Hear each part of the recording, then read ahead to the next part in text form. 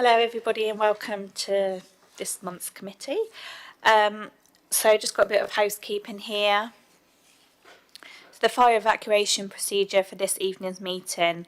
There are no fire alarms scheduled this evening, therefore if the fire alarm sounds, please evacuate the building immediately. The fire exit is located at the rear of this room, so you go down the stairs and meet in the War Memorial Park. This meeting is being webcast live on the internet, so please ensure that your mobile phones are either switched off or turned silent. Thank you. Okay, so we've had apologies from Councillor Taylor. Unfortunately, we haven't got any subs with us today. Okay, so agenda item 2, declarations of interest from anybody? No? Perfect. Number 3, urgent matters.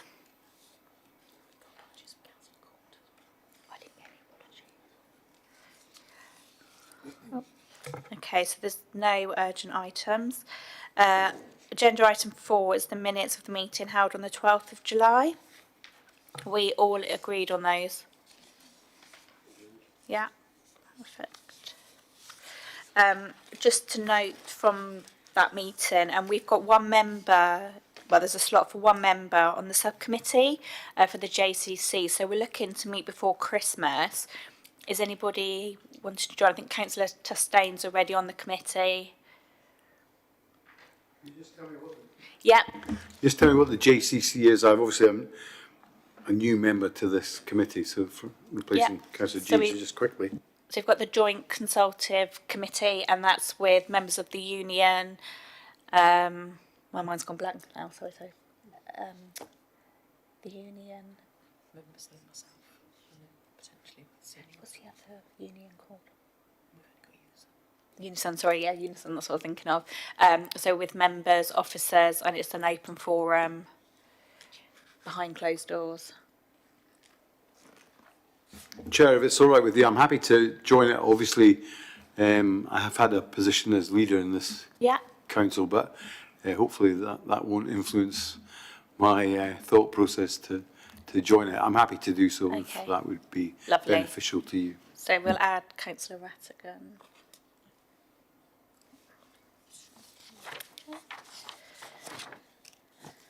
Okay, so now on to the main bulk of the agenda. We've got item 5, which is the HR operations and workforce update. So we've been asked to note the report, but we've got Louise Stoner and Sarah Cragg here to introduce the report. So if they run through it, and then if you've got any questions, then debate. Thank you. Thank you, Councillor Edwards, and good evening, everyone. So obviously there's a huge amount in the report, so I'm just going to go through and pull out a few highlights as we go through.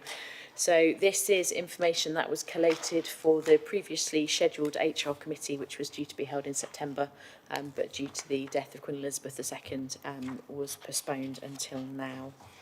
So the report really is designed to provide the HR committee with an overview of key management information related to our workforce, our members of staff, and enabling some illustration of trends over time. So starting with some of the overall data in terms of our establishment and turnover.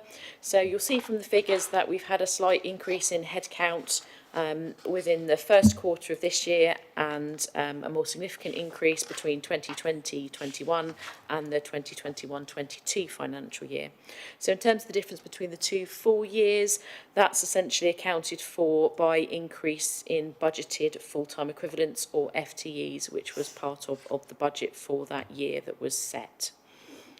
So in terms of our wider general people indicators, we've got a largely static workforce in terms of gender, a slight increase around flexible versus temporary contracts and permanent contracts, and a slight change between full-time and part-time staff.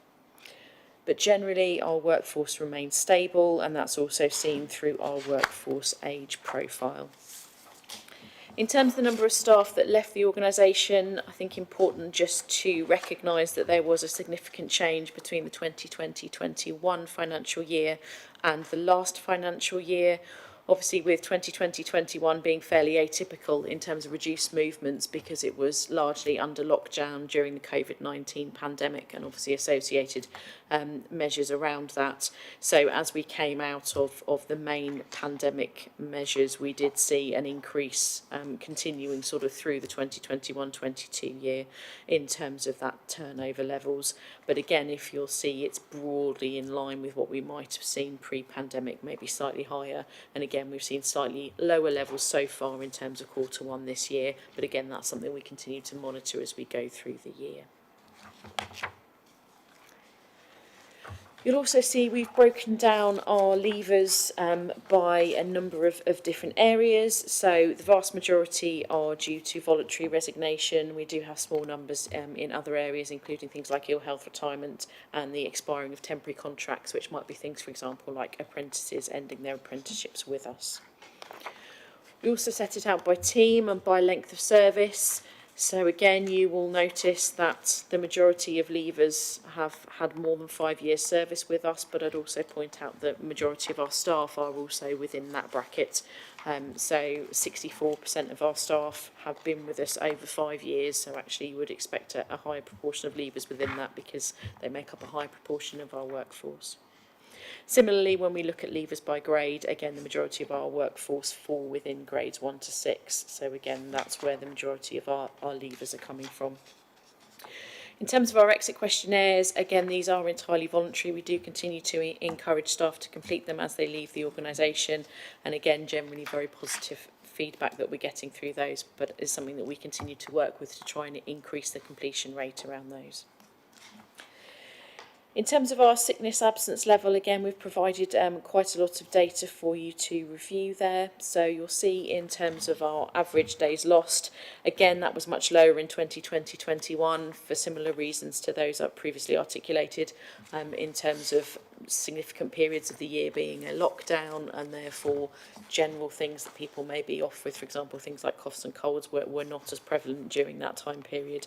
And again, as we came out of the pandemic, that increased. So far in 2022-23, we are in line with our targets around sickness absence. You'll note in terms of our reasons for absence for the last financial year that COVID was the second highest reason.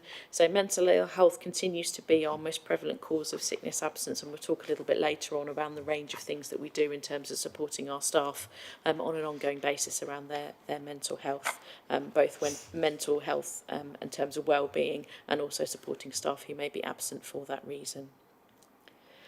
Similarly, we've also seen increases around coughs, colds and flus in comparison to the previous year, again for the same reasons in terms of those not circulating as much when there were significant periods where we were in lockdown.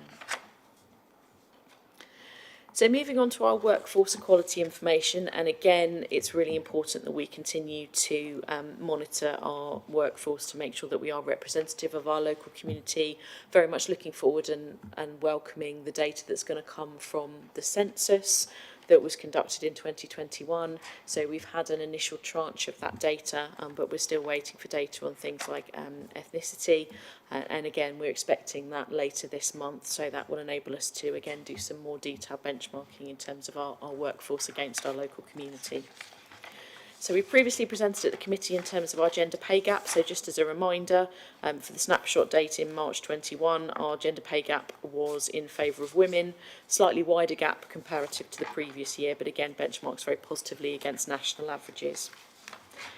In terms of our demographic breakdown, moving on to section 5.2, you'll see that we had a significant increase in terms of staff who reported being from ethnic minority communities between the 2021 and 21-22 year, but you will note in the first quarter of this year that again that figure has reduced. Because we are talking relatively small numbers, the figures can change quite significantly, so that represents 4 leavers out of 23 in terms of accounting for that drop. But again, we're seeing those numbers change as we're moving through the rest of this year, so we'll be able to take another snapshot view when we meet again in February around that. Similarly, in terms of staff with disabilities, you'll see it's broadly around the same sort of level, but it does fluctuate slightly from year to year and period to period. But again, both of those are things we're continuing to work with in terms of seeking to establish ourselves as an employer of choice and as somewhere that's seen as very inclusive. And again, my colleague Louise will talk a little bit later around some of the work we've been doing out with our local community in terms of really promoting the council as somewhere that people will want to come and work. In terms of our recruitment equality monitoring, again, we don't just monitor our current workforce, we also monitor those who are applying for roles with us. The new recruitment module, HireServe, was introduced at the end of July 2021. It's been really positive for us, although it means that we're not able to compare like-for-like data previously. The reason for that is because we're able to report on many more categories than we had done previously. So we had some quite broad categories, for example, around things like cultural and ethnic origin, and we're really able to drill down in the new system in much more detail. So that's really helpful for us.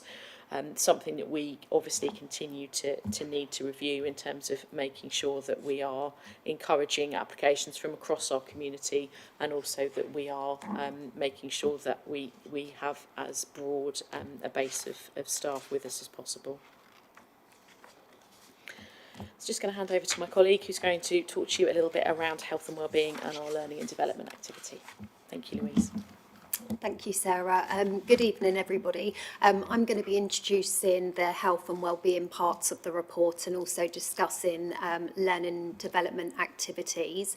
The Council aims to promote a healthy and safe working environment, which is essential for motivated, engaged and productive employees. And we're really proud to be able to offer a range of supportive measures to help colleagues. And these include an Employees Assistance Programme, offering a free 24/7 telephone and mobile app which all staff can access. This provides wellbeing and support and counselling service on areas such as debt and legal advice and wellbeing advice. This is in addition to an occupational health service that we offer and the offer of council-funded face-to-face counselling. We're really proud to promote a range of health-based initiatives which are organised by the Wellbeing Group, which is made up of staff from around the council and chaired by the HR team.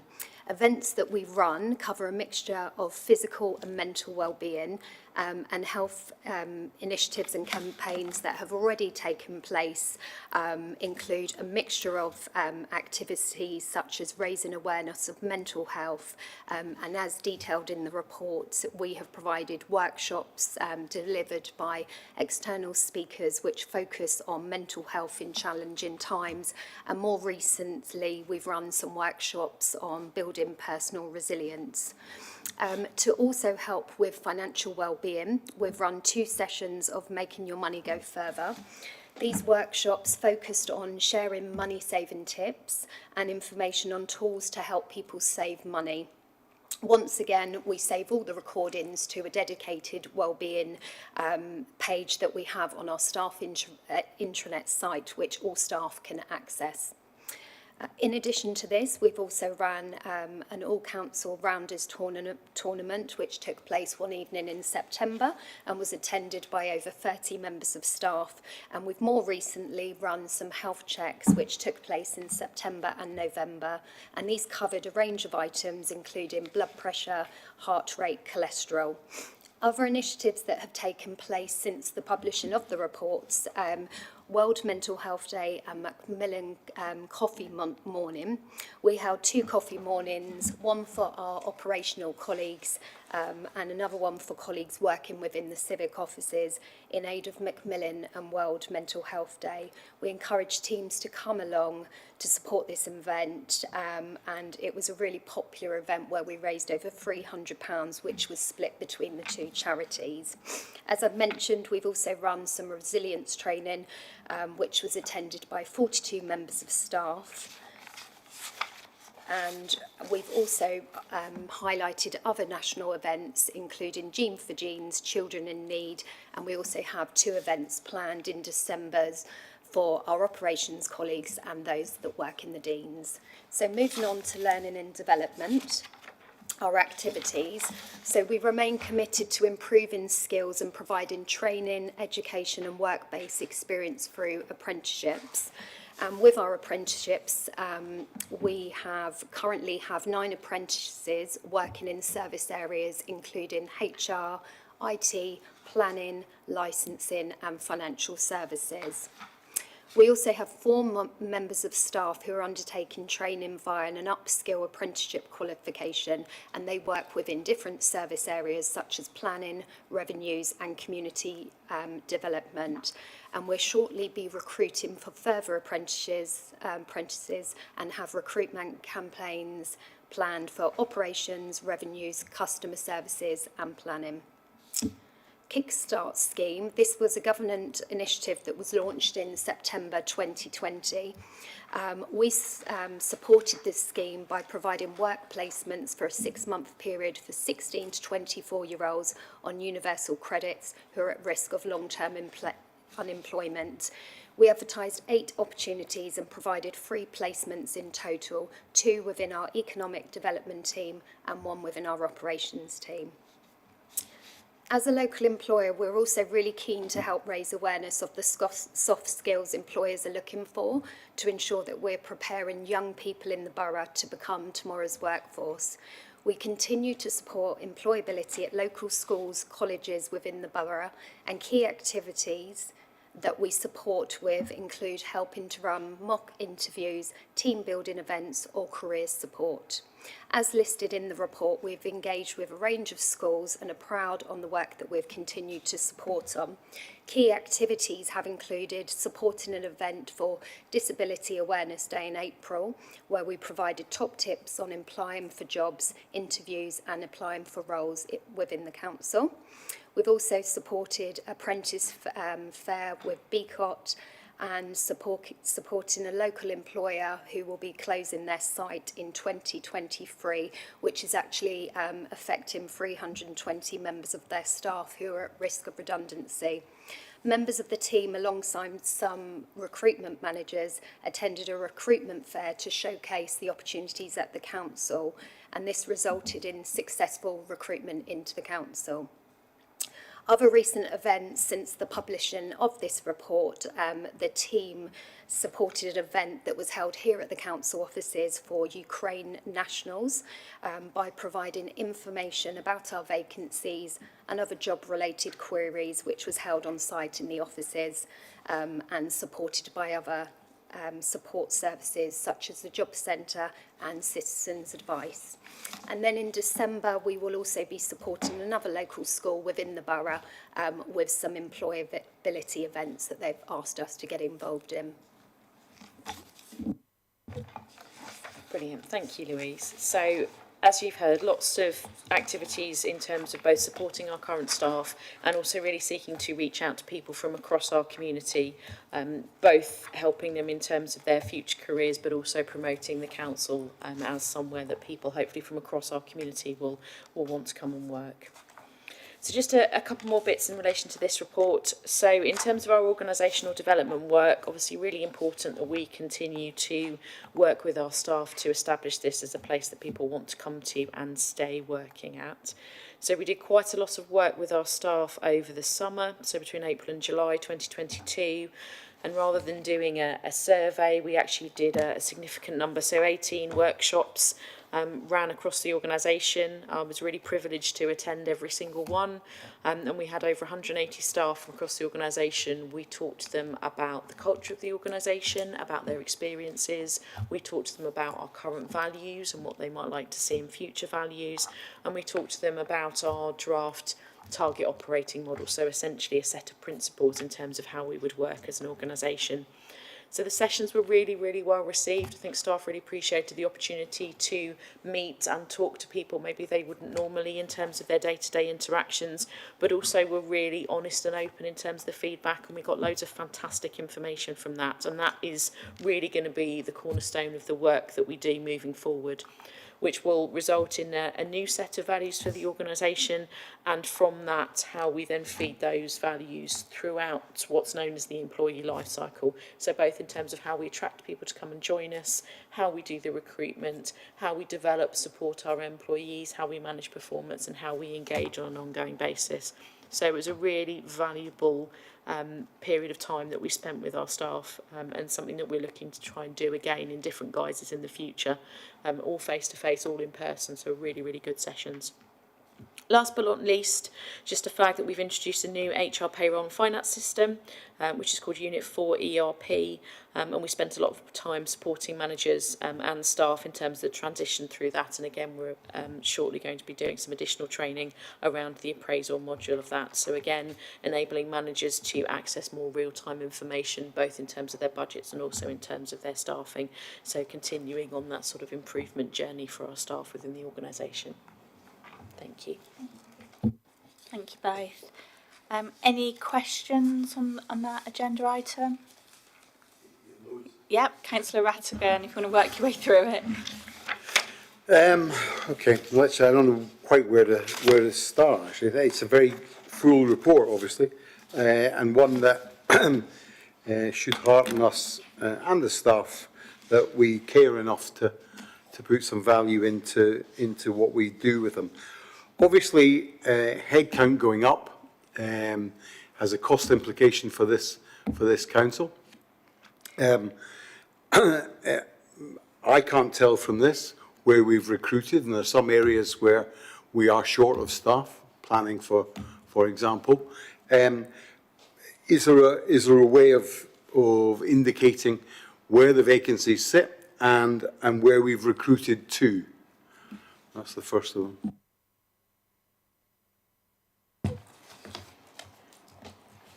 Yes, so absolutely, that's something that we can look to provide both in terms of future reports, and obviously happy to share some information separately with yourself directly, Councillor Rattigan, and with the committee if that's helpful in those areas. That's fine.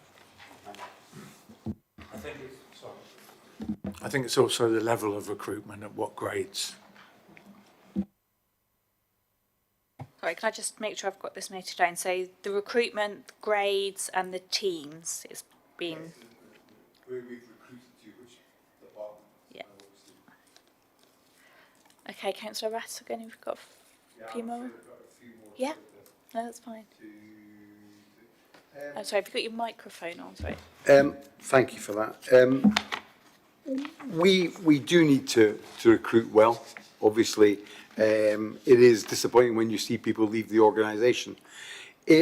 Some of the reasons, now, people move for lots of reasons, but have they been financial? Because obviously the market is tighter than it was. We all understand that unemployment is historically low. And I wonder have people moved because they can get retention bonuses or golden hellos from somewhere else? Have you drilled down to that extent? So as you've alluded to, there's obviously a whole range of reasons why people leave the organisation. They won't always necessarily want to share all of the detail around that with us. I think we do have some challenges as a relatively small organisation with a number of people in very specific specialist professional fields. So sometimes in terms of promotion opportunities, these are available elsewhere, where at times we're not able to make them available necessarily. I'm not aware that anyone specifically reported in terms of golden hellos or payments elsewhere, but as you allude to, there are a lot available in the market at the moment, which is why, as we'll talk about later on, we're doing the pay and benefits review, because we recognise it's important that we can pay the appropriate levels and the benefits that we need to retain and attract the people that we want to. With your forbearance, Chair, I'm just going to quickly, obviously apprentices are really important to this organisation, and we all recognise that, I hope.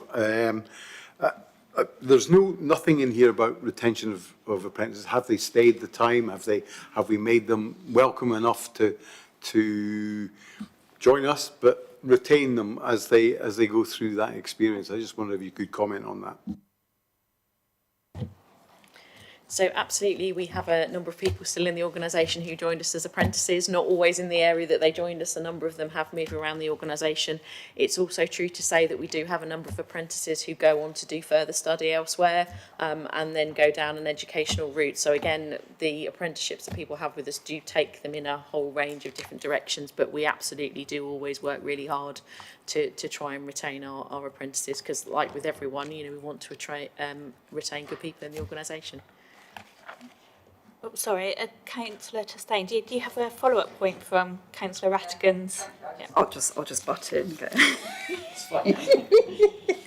I was going to ask, it's kind of on this issue about resignation actually, because I noticed there was quite a high percentage in the economy and culture, environment and community service areas, the sort of the 19% and the 19 of the resignations, which I calculate as 37 potentially %. But then when you look at the sickness absence, I'm wondering whether there's any correlation in that, and also something about the sickness absence, whether there is this sort of level of stress in some of the areas, possibly from challenges, let's say, from the public. You're looking at customer services, there's quite a high sickness there, and then the resident services side as well. I mean, obviously some of that is the more unpleasant work and things, so again it might reflect on the pay scales and things, so I just wonder if there's any insight into any correlations between the two. So I think there's a lot in kind of what you've just shared there. So I suppose there's a few things I would say in response to that. I think absolutely, undoubtedly, there are some areas that are, well, a lot of our areas are challenging, aren't they? I think a lot of the work we do is really important stuff and really valued by the community. But inevitably, there are some areas where we know we've had some challenges around recruitment. So Councillor Rattigan's alluded to one, such as in planning. We also have challenges that have had in terms of those that are employed and managing those vacancies. What I would say is where we have had what you might call, I guess, hotspots, where we know either there have been, each directorate has a business partner in terms of HR, and they work really closely with those managers in terms of operating that support. So everything you've heard about from Louise is sort of areas. So colleagues in housing, for example, have set up a system where they're able to have conversations about the cases that they've experienced and any challenges around that. So I think there are all sorts of reasons why people resign. There are all sorts of reasons why people are absent, and so it's about helping those as individual cases as well as providing. Point 3, we all recognise, I hope, that stress and mental illness are not just debilitating for the. But I want to question the number of individuals you've numbered there. 56 is 10% of our not been able to help them. We've not been able to work through solutions to their mental health issues. And obviously, it would be concerning if, it's the same 50, episodes, because obviously that means we're not finding the right solutions for them. Could you just explain on that? So I think specifically I don't have a list in terms of the number of individuals to sort of do that direct comparison across, but I think actually if people do have an underlying mental health condition, we look at things like the Equality Act, and it talks about making reasonable adjustments. Or one of the reasonable adjustments where people do have an underlying condition may be that they may have periods of ill health, and therefore that may be something that does happen cyclically, and that may be the nature of their underlying condition potentially. But obviously it's something that we continue to look at in terms of what are the reasons behind that mental ill health. Is there anything related to work? Are there things outside of work? Is it a combination of the two? And I think we do everything that we can in terms of supporting staff to access the support that they need, so whether that's through occupational health and debt advice, because again there's all sorts of things that can cause people to struggle in terms of their mental health. But again, it's something that we need to continue to support staff with on an ongoing basis. So I am confident it isn't the same 56 individuals, but I also wouldn't say that there may not be some individuals who have had periods of mental health on a number of occasions. I don't necessarily think that means we're not doing what we should be as an organisation in terms of supporting them, but obviously there's a whole multitude of reasons why people may be off. I'd like to finish by saying I very much enjoyed the the coffee morning you had for mental health well-being. It was well attended, and I attended myself, and it is really important that we, as we said at that coffee morning, that we are aware of male mental health issues, and I was grateful to see that you'd recognise that. So my final thing is to give you some praise. Thank you, much appreciated. And I think what was really positive for me is that we had colleagues coming in and openly saying, I've had mental health challenges in the past, and that's why I wanted to come along to the session today. And I think this is one of the key things that relates to all of the work that Louise talked about.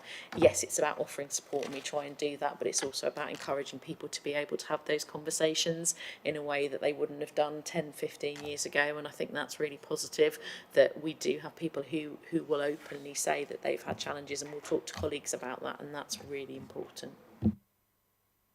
Okay, thank you both. That sounds like a really good morning session. Hopefully I'll be at the next one. Councillor Williams? First of all, I'd like to commend you on the wealth of information in this report, and it's quite clear that you're adopting good and best practice HR solutions, so I think that's fantastic and very much to your credit doing that. What I found more difficult in reading the wealth of information was a point we've touched on, and trying to identify what are the key issues that you need to address. Clearly mental health stands out as one, and it's fantastic that you're addressing that. But I just encourage you for the next round of the process, even if you don't set it out in the report, maybe talk to us about what are the emerging key issues that you think that time needs to be invested in. I'm as interested in the cultural workshops. 180 people is significant achievement, but it's still a small proportion of the overall staff. So reaching them is quite important. But I also wanted to understand maybe the way in which councillors could start to influence the culture, the values, the key principles that are being adopted from the process, rather than sitting on the sidelines and getting reports back. If there's anything that can be done in relation to that, then I'd be very interested in that approach. Also interested in your organisational development, trying to shape the future, and also whether there's actually something about the way we as councillors work, whether we're actually making life more difficult for you. And I'm sure some people would recognise that very often, because I think that needs to be thought about. I think that's a really key aspect about the satisfaction of the job. And I think probably in my first 6 months or so here as a councillor, I recognise that often that officials are the subject of critical comments. By the nature of the role of councillors, we can tend to come across as quite critical. I'm also conscious that there's a wealth of paperwork that has to be produced, and probably every so often somebody says to you, we need a strategy on this. So we're overwhelmed by strategies and how they link together, and maybe the plans to clean those up will actually make life more pleasant for people going forward. I think that's the summary of my comments, but yeah, a really good report, fantastic stuff there, and indeed the whole set of the papers are really impressive. Sorry, Councillor Disdain, do you want to add to that, or have you got a separate question? No, I want to add to that. Actually, it's related to that, because I think it's quite interesting, because I've spent today preparing for scrutiny tomorrow night as well, so I have to get my head back into this one. But yeah, this is an excellent report, and actually it is about this whole principle, about a lot of the paperwork. And I think if, Louise, you are doing training and development and things, it may be worth having a look to get some training around some of the reports, because I think some of the reports, can be very heavy wording, lots of words, you know, which could be more succinct, which actually would mean less work potentially for people, and it would obviously ease the pressure on councillors as well from reading. So that's just from a selfish perspective, but it also would mean that by doing that, that actually will make life easier, because then where there's that confusion, people will get the message clearer and all the rest of it. So whether, and this was something actually I was thinking about where it could come out, but maybe this is a route in around like the crystal mark, you know, clear English, those sorts of things. And whatever it is, that's something that could do with helping people with their report writing that could actually ease the pressure all round. And I think that could be something really beneficial for the council. Thank you.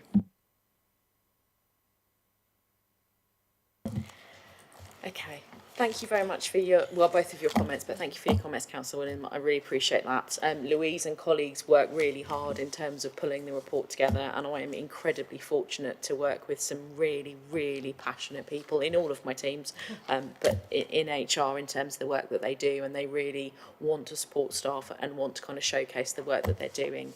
So I really appreciate your comments. In terms of the specific bits that you picked up, certainly in terms of key areas of focus, you're right, the wellbeing, the mental ill health is one of them. I think as we've touched on with Councillor Rattigan, certainly recruitment is another.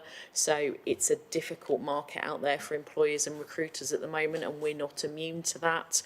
We also have a number of quite specific technical services where we know there are national shortages, so things like planning, work around things like regeneration, they're difficult roles to fill. So actually recruitment is really key, and part of that is all the work that we've heard about in terms of going out to the community, but actually on a practical basis that's a key area of focus linked to the pay and benefits review.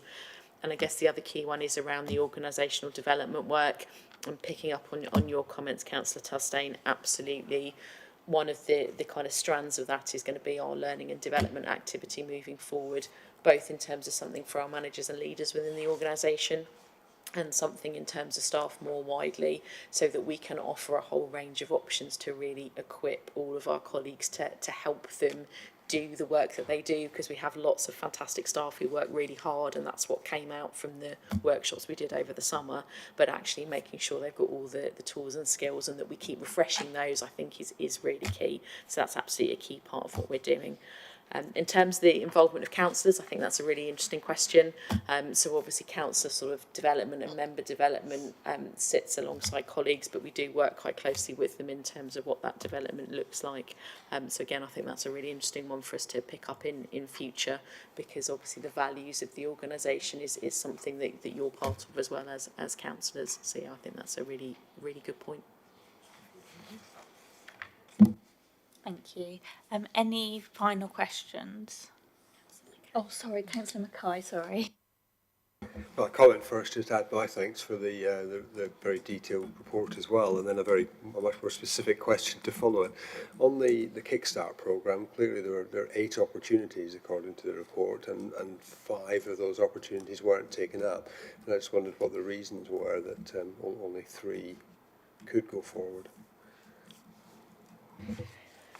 So that very much wasn't from our side as an organisation. We absolutely had the opportunities available. I think there were some challenges nationally in terms of actually lining people up in terms of those people who wanted to be on the scheme and the opportunities that were available.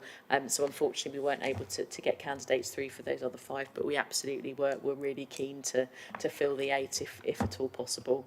But as I say, I think we weren't able to get anyone through that scheme, unfortunately. Thank you. Okay, so we've been asked to note the report, but I've got one recommendation here around the recruitment. So if our headcount increases, we would like to see the grades and the teams that they've joined. And then just a general comment, I think we can touch on in the next meeting, any emerging key issues. And I think Councillor Tustain's question about the training around report writing, been answered, that is already in the training strategy. So we've got the 2 sort of actions. Okay, thank you. Okay, so we move on to item 6, which is the pay and benefits review. And that's a project update. So again, I'll hand over to Sarah. Thank you. Thank you, Councillor Edwards. I'm mindful that we've got some members who weren't part of the committee when we previously talked about these reports, so I'll just very quickly do a little bit of history in terms of what's behind the pay and benefits review, and then bring you up to speed as to where we are at the moment. So we've got very ambitious plans in terms of what we want to do as a borough, and obviously key to those are making sure, as we've already alluded to, that we've got the best possible people we can to do that. We have lots of fantastic staff.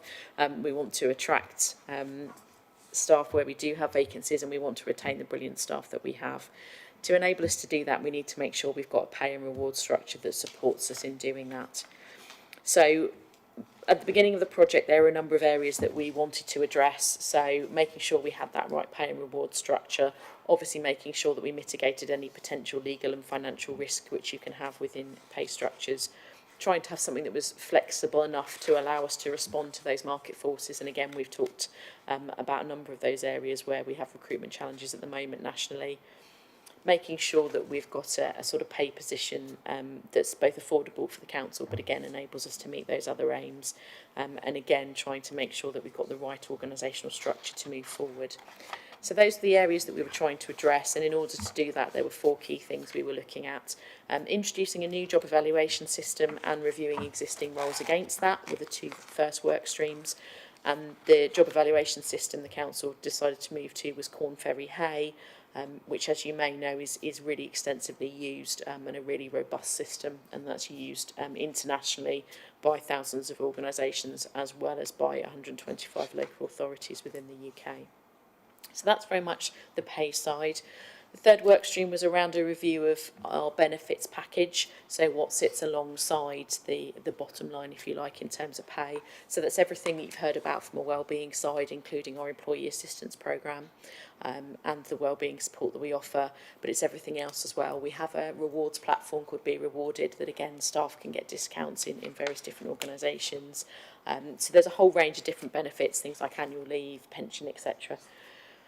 So really making sure that, again, we've got the right benefits package to sit alongside that pay structure to help us retain and attract the best people moving forward.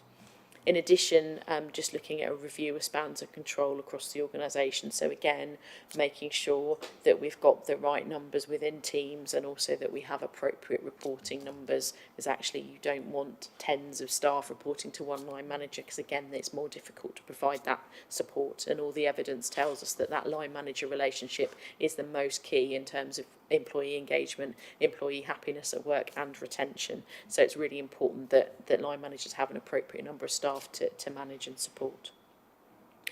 So in terms of where we've got to, Corn Ferry did some initial benchmarking of a small number of roles, and then our internal evaluators evaluated the rest.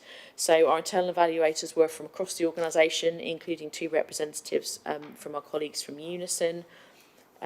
Did lots of training around doing that, and again that was a key component of the project for us moving forward, that we had something that was sustainable moving forward. So rather than having someone come in, do the project and then leave and take the knowledge with them, that actually we were upskilling our current staff to be able to sustain this into the future. So managers were able to update job descriptions, and that formal evaluation process, including quality assurance, took place. Where we are now in the project to bring it right up to date is we're doing our pay modelling work. So trying to establish a structure that is affordable for the organisation moving forward, because we have to make sure that we can afford it, but also something that enables us to meet all of those aims that we were looking for, especially around recruiting, attracting and retaining staff.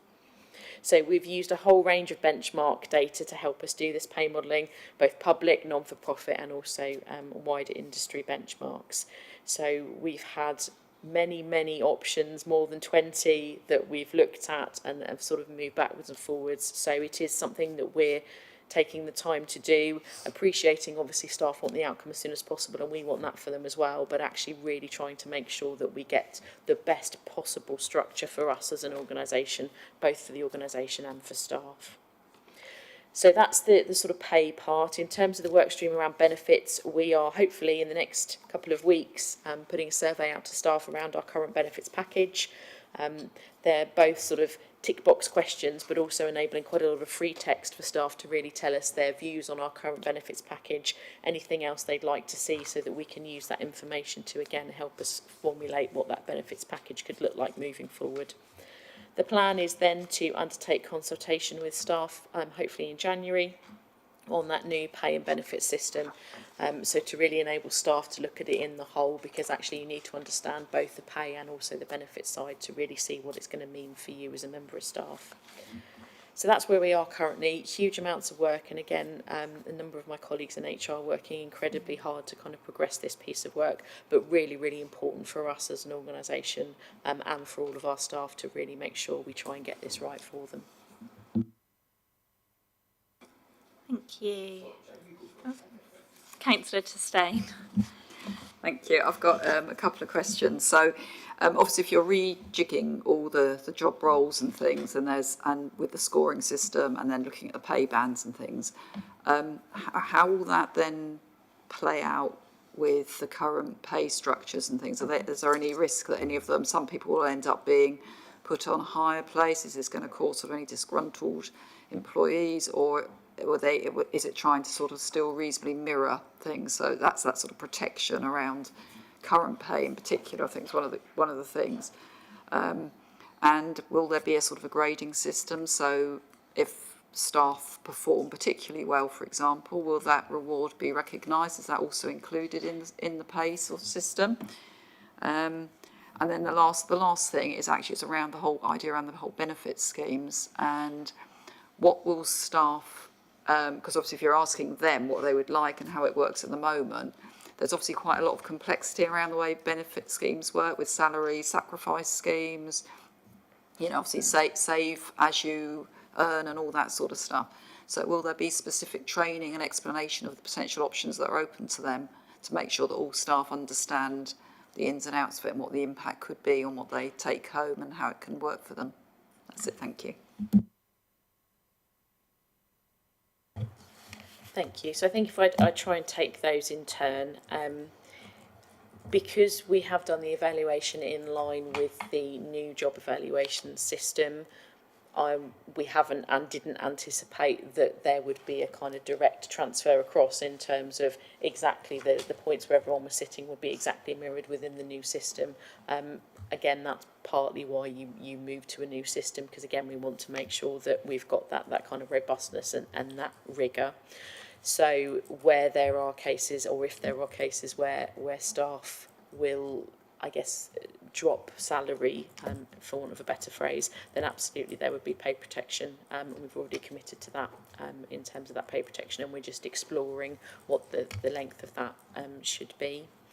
In terms of performance-related pay, again, that's one of the things that is sort of a conversation to be had around that pay structure. So that's not something I can kind of confirm at this stage, because we're still sort of looking at those pay structures, albeit that's not something that we've previously had here, and I think is always a challenge in terms of measurement around that. But absolutely, that's something that can be looked at. In terms of the benefit scheme, you're right, some of them can be quite complex. I think we're really trying to understand from staff, I guess, which ones they're aware of, which ones they utilise, which ones they value, and again, other ideas around anything else that they're aware of from colleagues or elsewhere, because I think we could spend an inordinate amount of time sort of going through all of that with staff, and I think you could look at the usage data. I think what we were really keen was not looking at it and saying, well, that benefit isn't really used, therefore it's not valued, because I think that's a really dangerous kind of assumption to draw. So we're really trying to tease out which ones are staff aware of, and hopefully they're aware of all of them, but really understanding actually, are they not being utilised because people don't understand them, or because people aren't aware of them, or actually genuinely because they're not valued. Certainly in terms of when we start to formulate what that future benefits package could look like, then we'd absolutely be wanting to kind of share with staff the full extent of what that might mean for them if they wanted to sort of adopt one or the other. Councillor Rattigan. Thank you. I'm going to get on to my pet subject of holiday between Christmas and New Year. On the basis that you have said no changes will happen till after January, I presume that things remain exactly the same. I won't make any further point than that. Is that correct? Yes, that's correct.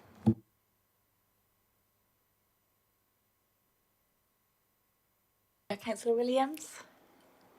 Thank you very much. You answered the question that mainly concerned me, which was in protection of those people who were for the job evaluation were at a lower level. I'm quite interested in your view about spans of control. My background was in the civil service, public organisation, in terms of often finding in the technical areas there were very narrow spans of control, often one-to-one, and that made huge difficulties in relation to performance-related pay, because everyone who worked for that person, that one person, was excellent. But I just wanted to know what sort of illustrative spans of control you were expecting to see in terms of the future. Thank you. If you don't want to disclose it, I'll understand.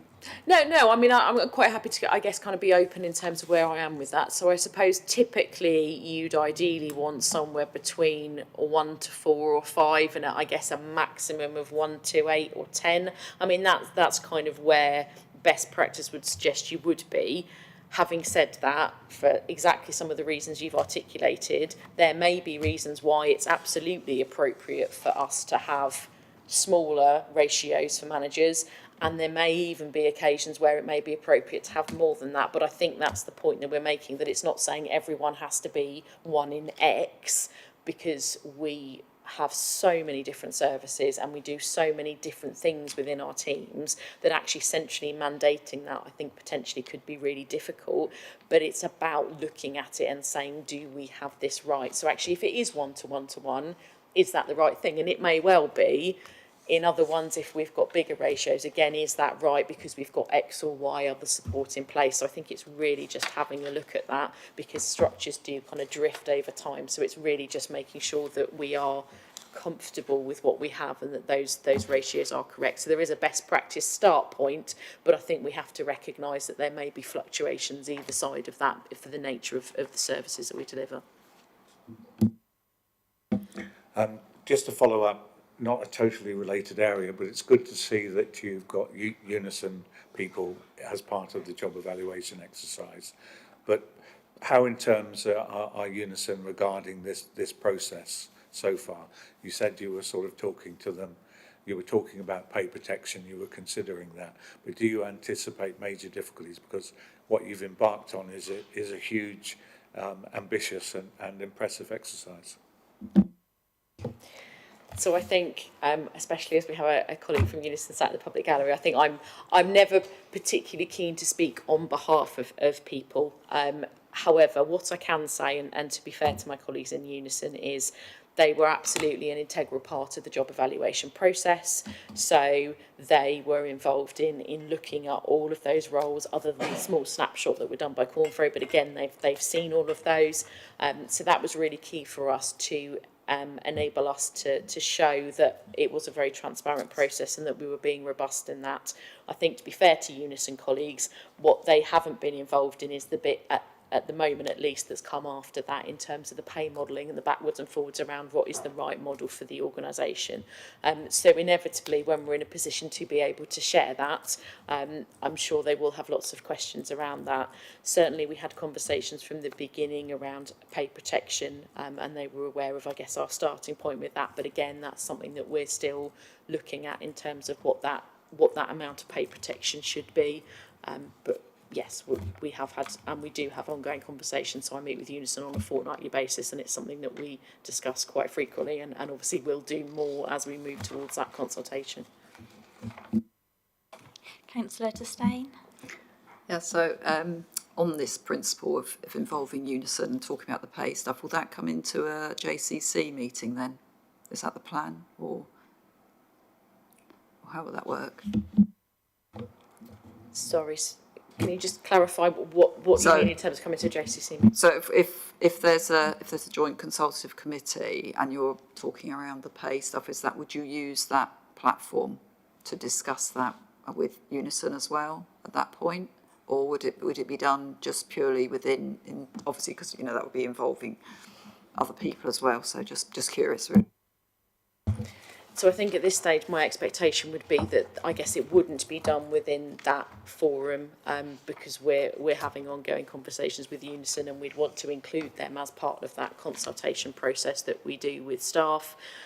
So ultimately, obviously, the head of paid services is responsible for those kind of organisational structures, and in terms of what that, again, that pay structure looks like.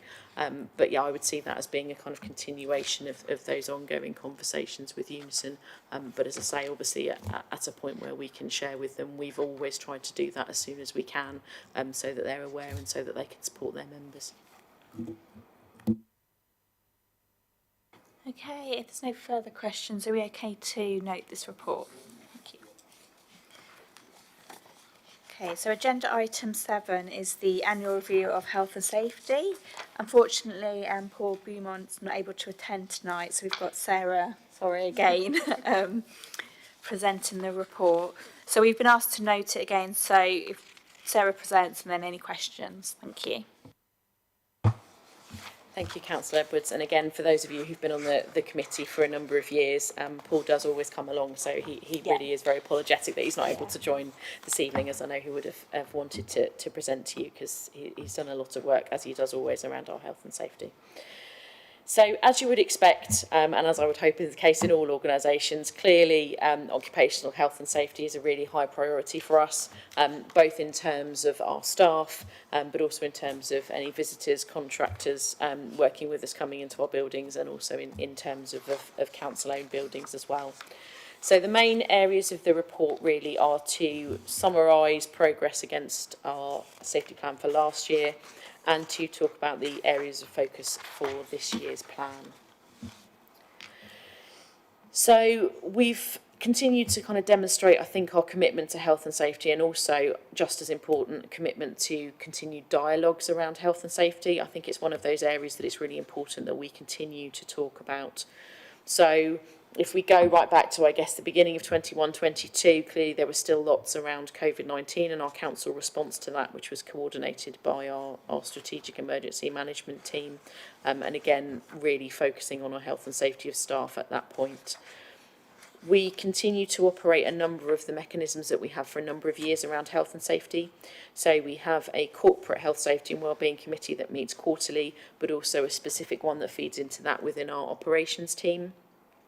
The nature of the work that our operations colleagues do, there's the potential for many incidents because of the nature of the equipment that they use. It's not just within operations, but that's an area of particular concern around health and safety. So again, both of those continue to operate with Unison safety representatives in attendance at both.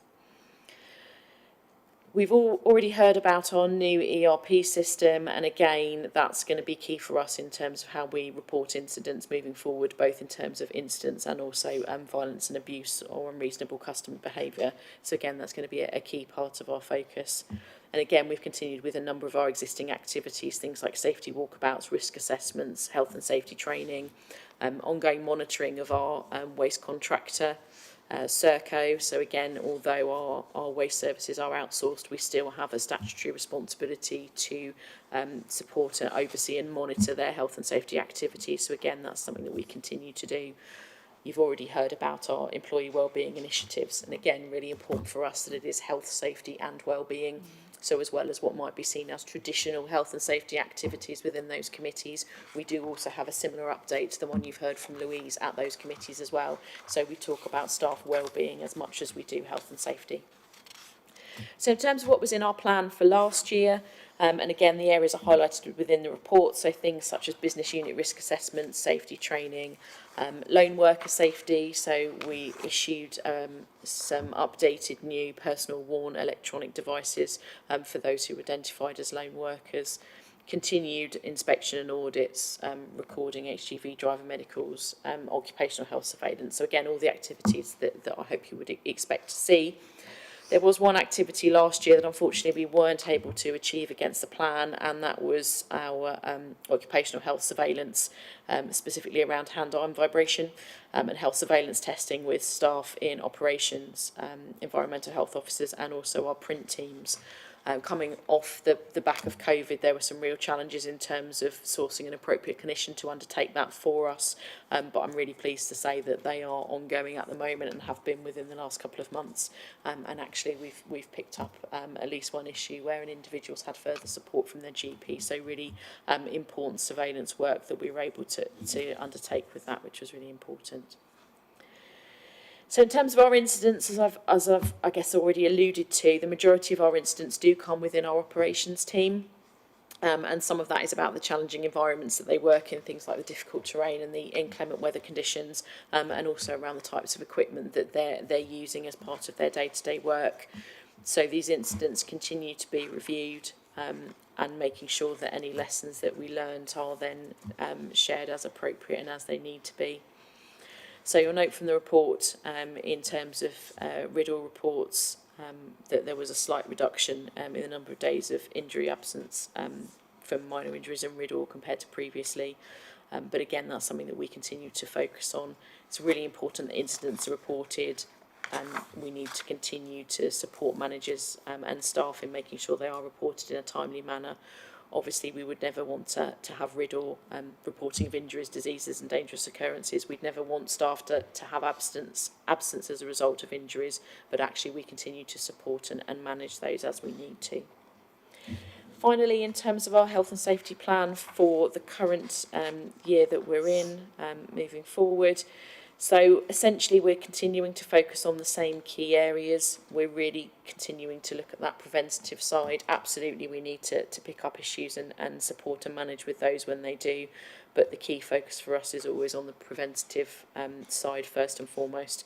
So continuing to focus on that training, really positive that much more training is available in person now than it was previously, coming off the back of COVID. I think a lot of training companies were maybe a little bit of a lag in terms of doing things back face to face, but we've got a lot of that available now. So really confident that we'll kind of continue with that sort of robust training and support programme around health, safety and wellbeing moving forward. Thank you. Councillor Mackay. Yeah, just wanted to ask a couple of questions looking at the graph on page 42, which looks at the type of accidents across a number of categories in the previous year and the year reported. Very positive that you're reporting near misses at a level of 10 compared to none in the year before. But what I would say is that in my experience, the number of near misses is normally something in the order of 10 times the number of accidents that are reported in many organisations. And I just wondered what, if any, plans there are to try and encourage more reporting of near misses. That's the first question. And the other one is there any more information on the type of RIDDOR accidents, the two, which category they fell into?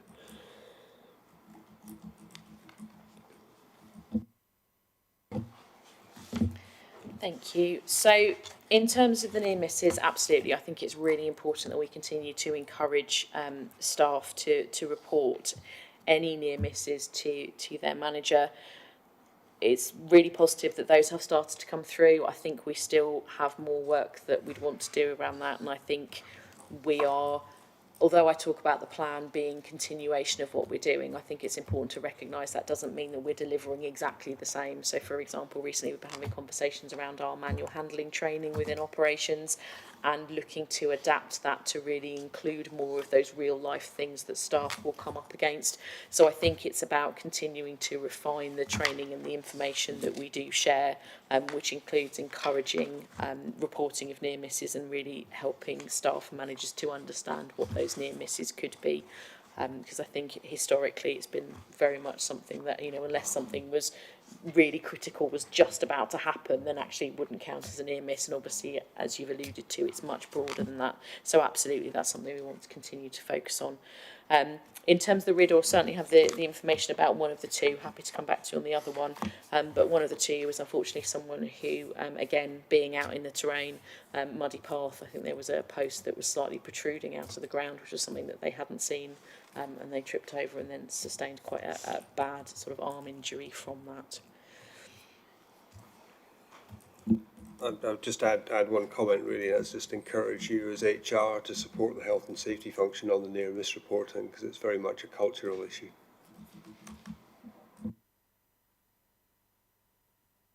Stein. Thank you. Yeah, although it's not necessarily falls quite under health and safety, but it's related, and I'm really pleased with this violence and abuse. I'm not really pleased to see that there are 7 incidents, but I'm really pleased to see that it is actually noted. And this going back to the issues where you had absenteeism, and that was around, potentially sickness and absenteeism with the customer care teams, contact centre teams possibly, and people that may be out dealing with the public. And I wondered if there are a lot of those where, and obviously you've done a lot of resilience training for people and helping with their well-being to cope with this sort of thing. And the reason I raise this because it's something that's obviously been very much become, since I've been elected, they've become very aware of the issues with abuse people do get, which can be not necessarily particularly threatening, but it can be unpleasant to deal with, and it's just a build-up of things. And I wondered, is there any mechanism that you could put in place to encourage staff to make sure so that culture of accepting it, if it is being accepted, is not totally accepted without making it, a big fuss, if you know what I mean. But it's not acceptable that people are abusive to people in any circumstances. A little bit of, people getting a little bit upset with things because things take time. But generally, what is the level of that sort of level that might not kind of like think, oh, it's not really that much, but they keep dealing with it constantly, which then leads to unhappiness and stress and obviously mental health issues and then sickness. Thank you. Yeah, and I would absolutely echo what you've just said around the fact that it isn't acceptable that any of our staff, all of whom work incredibly hard and are incredibly dedicated to the huge variance of jobs that they do, are subject to violence or abuse when they're doing the job that they've kind of been asked to do by the organisation. So absolutely something we take really seriously. Customer services is one area of that, and we're really fortunate that our customer services manager actually chairs our violence at work group. So again, that's chaired by someone who's in one of those frontline services whose staff experience this on a regular basis. I suppose in terms of trying to provide some reassurance, we did have a couple of areas where we felt that maybe we thought the roles that they were doing meant they were more likely to experience violence and abuse, and actually we weren't necessarily seeing those coming through. So again, we had some particular conversations with the manager in that area just to make sure that staff are raising those, and again we've started to see more coming through from that area now. So I think if there are areas where we might expect that the incidents are occurring, as much as we would prefer they weren't, we are sort of targeting those to make sure that those are reported. And I think staff are increasingly, understanding that actually that isn't okay. And again, in key areas, they have processes around, how they de-escalate that. Yes, we provide the resilience training, and that's important, but also specific training in areas around, if they need to remove themselves from situations or they need to terminate a call, whatever that needs to look like, so that staff actually understand where those kind of boundaries are. But again, it's always a work in progress. We've now got, for example, social media, which is another way that people contact the organisation. It's a way that people contact all sorts of organisations. So it is a channel, it is there. So our thinking around this has to constantly change, but absolutely it's a key focus of that is how we support staff to kind of deal with these situations. Councillor Rattigan. Thank you. Just a very quick 2 questions. Vehicle accidents, have we got any detailing for that? Because obviously that can be, we're all in council vehicles sometimes. And risk-based training, who provides that? Do we have an outside body, or is that done internally by managers or such like? So in terms of the vehicle, I can't say that word. Accidents relating to vehicles. Yeah. There we go. Yes, so we have had and do have a number of those, and again there's a combination of things. So we have had members of the public drive into our vehicles. We have had our vehicles who've maybe scraped against something or have sort of come into contact with another vehicle on the road. So we've had a combination of different things. It's certainly not one type of accident that we have had. And in terms of the training, depending on what it is in terms of health and safety training, some of it is delivered by internal experts. So we have things like our manual handling training, which is delivered internally. We have training around evacuation chairs, for example, but our training around things like sharps and resuscitation and first aid is delivered externally. So we deliver internally where we think it's appropriate and where we're confident we've got the expertise to do that, and I think that's the right approach. But absolutely, we do also have external training for a number of those areas because they are quite specialist areas, and it's important that our staff get the right training. Thank you. Councillor Williams. Can I go back to the public-facing interview rooms? I see you've taken action in relation to that and you're monitoring it for the future. But I just wanted to understand what the escalation procedures are where somebody's being threatening or saying, I want to see your supervisor, I want to do this, that and the other, because that can be very intimidating for a member of staff. Thank you. And there's a few sort of different responses around that. So we do have a panic alarm system which staff are able to use. Also within those interview rooms, there's two sort of entrances and exits, and one of which is a kind of swipe access, so only staff can exit through that way. So there's an ability for them to sort of exit out the back of the room, and then there are, because of where they're situated, we do have a couple of teams immediately behind those rooms as well. So again, there's a couple of ways of sort of alerting people if there are any issues, and in terms of being able to leave the room if they need to. The other thing that was picked up as a potential issue was out of hours. So although there's a set time where our reception desk closes and isn't manned, depending on who some of our teams are meeting with, sometimes you can't curtail those meetings because you may be with distressed or upset residents, and that's absolutely right. So we had staff potentially meeting later than that sort of reception area was open. So we do now have a security guard who's based on reception, who again can provide support in that kind of slightly later time. So again, frontline teams are very much fed in, teams like housing who use those rooms on a regular basis in terms of what they want to see both in the room and in terms of processes to enable them and their staff to feel safe. So yeah, they were very much, leading the way in terms of what that needed to look like, and worked really hard to make sure that we got to what would be the right facilities for them. But again, that's something we continue to look at. Okay, thank you. So we're all okay to note that report? Thank you. Okay, so agenda item 8 is the employment termination costs. So this is the annual statement for 2021 to 2022. Again, we've been asked to note the report, and Sarah's going to present this one as well. Thank you, Councillor Edwards. So very briefly for this one, for me, under our council's constitution, the HR committee does receive an annual report on early retirements, redundancies, and also what's now known as settlement agreement payments. All of those referred to in the report were made in accordance with our pay policy statement, which again comes to HR committee on an annual basis. So in terms of the figures for the last financial year, so 2021, 2022, as you'll see in the report, the council paid termination costs totalling just under £50,000, so £49,421.86. And of that, you'll note that the majority is redundancy costs, so just over 43,000, with the remaining 6,350, or very close to, related to pylon payments, so pylon being pay in lieu of notice. So therefore we are required to provide notice payments, or if individuals are not able to work their notice period. There were no other costs within that financial period related to settlement agreement payments or early retirement costs.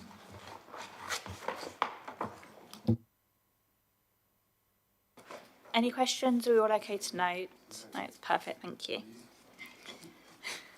Okay, so the final item that Sarah's going to present on, thank you, is the annual review of policies report. So this is asking us to review the policies and approve any updates that have been suggested. Thank you, Councillor Edwards. Again, just for the purposes of those who maybe haven't been members on HR committee before, so under our constitution there's a number of our staff related policies, which have a significant impact or staff and or cost to the organisation, which HR committee are responsible for the approval of, and they're listed in section 2.1. Those of you with eagle eyes in the Constitution will notice that there are 10 in the Constitution and 9 listed here. That's just because we previously had 2 sickness absence policies that have now been combined into one. So there's an annual part of our Constitution which involves HR committee just reviewing the delegation to officers of employment policies. So essentially, other than the policies listed in section 2.1, all other staff-related policies do come to myself in terms of reviewing and amending at this stage. So of the list of 9 current policies we have that sit with HR committee for approval, we've been doing a sort of rota basis of taking them through committee so that we don't have huge numbers coming to single committees, because that does make it quite difficult to manage for the agenda. So for your consideration today, in terms of that rota, we've got 3 policies coming forward. So the first is the capability policy and procedure, which, as you may be aware, is designed to help employees whose performance has fallen below what we would consider an acceptable standard and within a workable timescale. So it's really focusing on encouraging training and supporting staff to make the necessary improvement, but also providing the mechanisms through which we can take further action if we need to. I'm not going to go through every single revision. We've tried to set them out as clearly as possible in terms of each section. What I would say is there aren't any significant changes to any of the 3 policies that are in front of you. Most of what's been added are either corrections in terms of things like job titles, or they've been added for clarification or to provide some further detail, much of which tends to be based on operational experience. So as we use the policies, if there are things that it would have been helpful for managers or staff to have had within the policy, then we will look to include those. You will also note that we have had a number of comments from Unison. So again, I shared all the policies in draft form with Unison as part of our fortnightly meeting with them. They came back with a number of comments on each of the policies, the vast majority of which I have included or have gone back to them with reasons why I couldn't include some of the suggestions that they made, but the vast majority are included. So I think that's the same for all 3 policies. So capability, redundancy handling, as the name suggests, sets out the guidance on the process in relation to measures for minimising or avoiding redundancies, dealing with change, and also the process, if we do have to make anyone redundant, that we will follow. And finally, our whistleblowing policy really sets out what constitutes whistleblowing, how concerns can be raised, and how the council will respond if concerns are raised. So as I say, the vast majority is clarification information with some factual corrections, but the main content of all 3 policies hasn't changed following this scheduled review. Okay, I think if we look at each policy, not in a lot of depth, but if there's any comments on the capability policy, are we all okay to approve? Yeah. Redundancy handling? Yeah. And then the whistleblowing. Perfect. So on the recommendation section, we have been asked whether we as the HR committee wish to recommend that there to be any amendments to the delegation to officers for certain employment policies not listed in section 2 of the report, as outlined in section 3.3 of the report. So we're looking at 9. I think that's a lot. Yeah. Chair, I'm happy with it. We've had input from Unison who would make sure that all these policies are in line with what they would want. So I welcome them all. Agreement? Perfect, nice and quick. Okay, and then the final item on our agenda today is number 10, which is the review of the work programme. Sarah's just going to do a quick overview.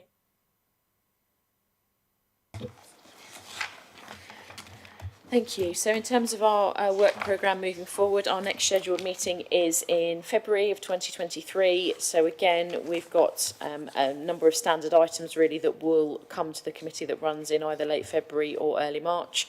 So it's the pay policy statement for the following year, the workforce update, which was the report I presented first this evening, so the long one with all of the HR data and information, the 2 policies that I alluded to that are due to come, disability and grievance, so they're the last 2 in terms of our sort of rotation through all of the policies that HR committee have approval over. And finally, again, as comes annually, our gender pay gap report. Okay, all agree, thank you. So we've not, oh, sorry, Councillor Williams, sorry. I'm going to be away on the 27th of February, but if the papers could be produced 8 days before then that would be great, because I could review them and give some comments. But if not, then I understand. Is that something we can look at? So can have a look at that, Yeah. see if that is something that's possible.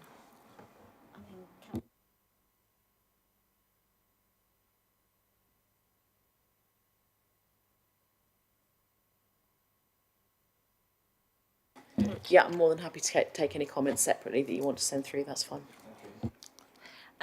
We've got no exclusion of press and public and no confidential items. I'd just like to say thank you to Sarah and Louise and their teams for all their hard work, and thank you for coming tonight to present. We really appreciate it.